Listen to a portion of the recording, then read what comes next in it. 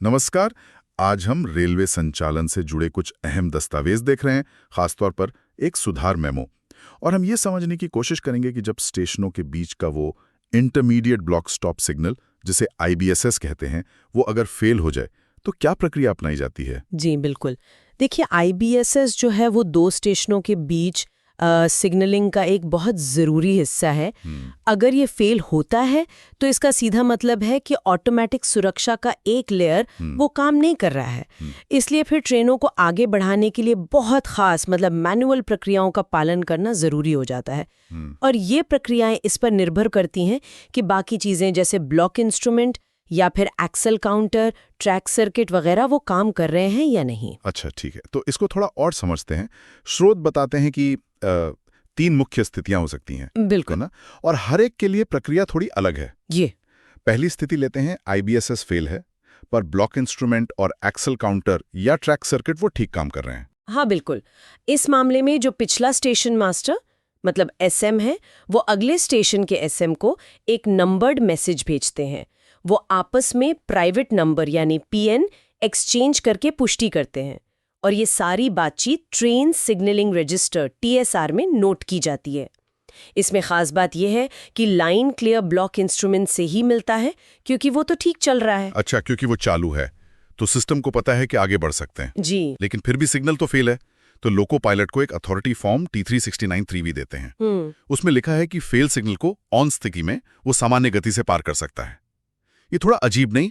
वो 15 किलोमीटर प्रति घंटे से ज्यादा नहीं वाली लाइन काट क्यों देते हैं? हाँ, ये अच्छा सवाल है।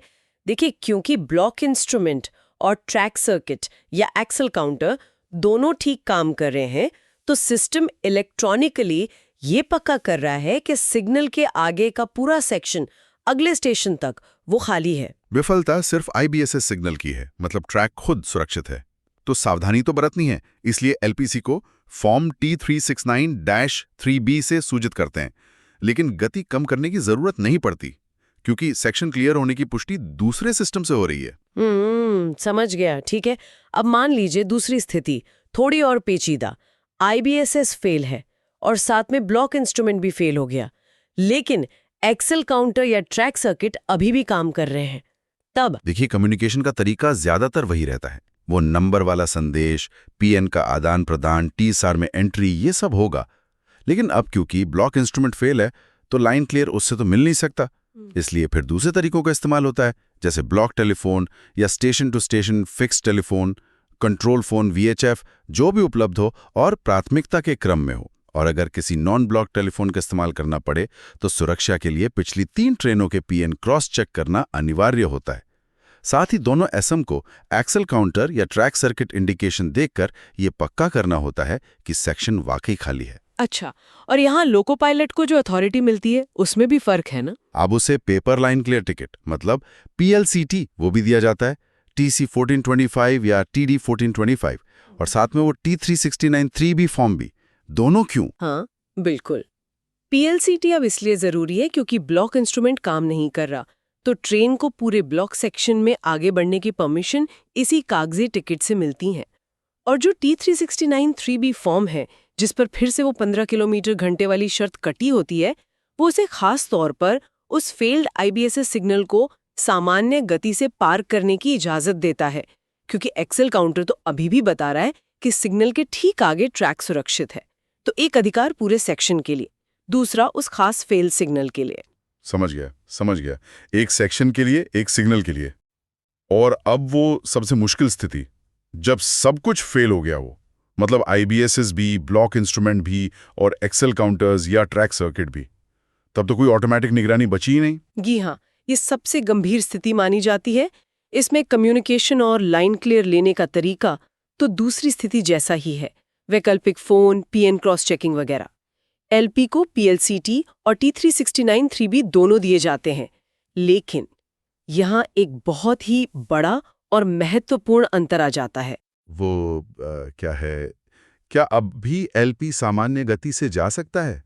सिग्नल पार करने के लिए तो T369-3B मिल ही रहा है। नहीं, बिल्कुल नहीं।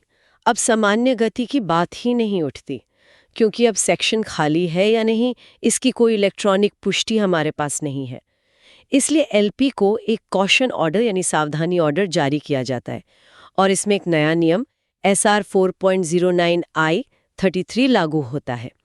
इसके तहत लोको पायलट को पूरे सेक्शन में शुरू से आखिर तक अधिकतम 60 किलोमीटर प्रति घंटे की अनिवार्य प्रतिबंधित गति से ही ट्रेन चलानी होती है, इससे ज्यादा बिल्कुल नहीं। अच्छा, 60 की स्पीड लिमिट, ये इसलिए था कि वो देखकर रोक सके अगर कुछ हो? बिल्कुल, ताकि उसे देखकर प्रतिक्रिया करने का, ब्रेक लगाने का पर्याप्त समय और दूरी मिल सके। और एक और चीज, जब ट्रेन अगले स्टेशन पर पूरी तरह पहुंच जाती है तो वहां का एसएम पिछले एसएम को पीएन देकर कंफर्म करता है कि हाँ ट्रेन आ गई है, सेक्शन अब खाली है। उसके बाद ही पिछली स्टेशन से अगली ट्रेन छोड़ी जा सकती है। काफी सुरक्षा पड़ते हैं। और इसमें एक और जिम्मेदारी भी थी शायद, गेटमैन वाली। हाँ, वो भी है। ट्रेन रवाना करने से पहले एसएम को रास्ते में पड़ने वाले लेवल क्रॉसिंग गेट के गेटमैन को भी बताना होता है ट्रेन नंबर और उसका अंदाजन समय, ताकि गेटमैन फाटक बंद रख सके। सुरक्षा के लिए ये भी जरूरी है। तो कुल मिलाकर इन स्रोतों से ये एकदम साफ है कि रेलवे के पास सिग्नलिंग सिस्टम के अलग-अलग लेवल पर फेल होने की स्थितियों के लिए बैकअप प्लान तैयार है। प्रक्रियाएं बदलती हैं, निर्भर करता है कि क्या काम कर रहा है और क्या नहीं, लेकिन लक्ष्य हमेशा एक ही रहता है, सुरक्षा। जी हाँ, बिल्कुल। और ये भी दिखाता है कि ऐसी आपात स्थितियों में स्टेशन मास्टर्स के बीच कितना साफ और रिकॉर्डेड कम्युनिकेशन जरूरी है। संदेश, पीएन, टीएसआर एंट्री, हर चीज का रिकॉर्ड रहता है। इससे भ्रम की कोई गुंजाइश नहीं रहती और जिम्मेदारी भी तय होती है। तब ट्रेन संचालन को सुरक्षित कैसे रखा जा सकता होगा, ये सोचने वाली बात है।